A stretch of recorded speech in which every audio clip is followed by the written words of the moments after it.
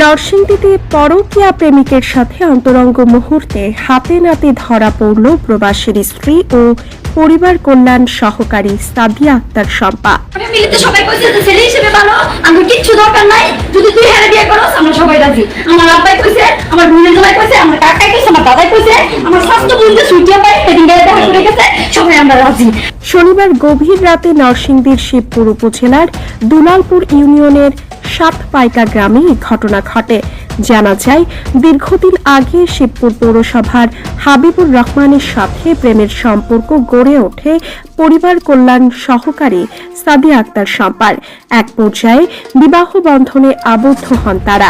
বিয়ের পর স্বামী ইতালি চলে যায়।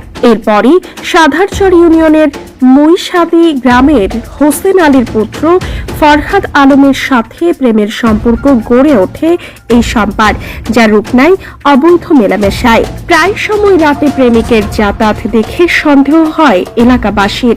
সর্বশেষ শনিবার গভীর রাতে হাতে নাতে দুজনকে আটক করে পুলিশে খবর দেয় স্থানীয়রা। সরকারি চাকরির সুবাদে স্ত্রী পরকীয়া প্রেম ও অবৈধ সম্পর্কে লিপ্ত আগে থেকে বুঝতে পেরেছিলেন তার ইতালি প্রবাসী স্বামী হাবিবুর। কোন সম্পর্ক আমার না,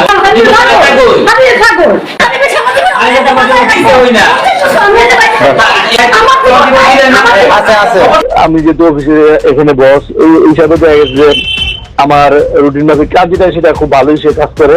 উনি ওনার সাথে আমার কথা হয়েছিল, বলছে যে তার আমার একটা ফ্রেন্ড আসছিল, ফ্রেন্ড রাখার পরে এই ছেলে ওনার হাজবেন্ডের পক্ষে কেউ বলছে যে ধরার জন্য। তবে হ্যাঁ, যতদূর বুঝলাম যে প্রেম ভালোবাসা ছাড়া তো আর ওই যে এত রাতে আসবে অথবা উনিও যেহেতু বলছে, নিজের মুখেই বলছে যে আমার পরিবার থেকে ওনাকে ইয়ে করে, পছন্দ করে বিয়ে করার জন্য। প্রেম গঠিত সম্পর্ক তো অবশ্যই। তবে স্ত্রীর দাবি, প্রবাসী স্বামীর সাথে সম্পর্ক খারাপ যাচ্ছিল, ফলে প্রেমের সম্পর্কে জড়িয়ে পড়েন। আগামীতে বিয়েও করতে চান।